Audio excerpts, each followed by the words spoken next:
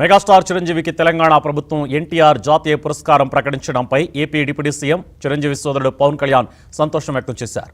చిరంజీవికి అభినందనలు తెలిపారు. తెలుగు సినీ పరిశ్రమలో అన్నయ్య ప్రస్థానం ప్రతి ఒక్కరికి స్ఫూర్తిదాయకమన్నారు.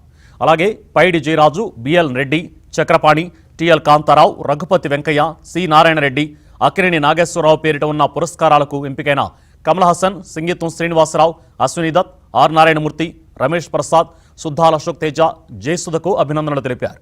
ఈ పురస్కారాలకు ఎంపికైన వారు చిత్ర పరిశ్రమకు అందించిన సేవలు విలువైనవన్నారు. గద్దర్ పురస్కారాలకు ఎంపికైన వారికి పవన్ కళ్యాణ్ అభినందనలు తెలిపారు.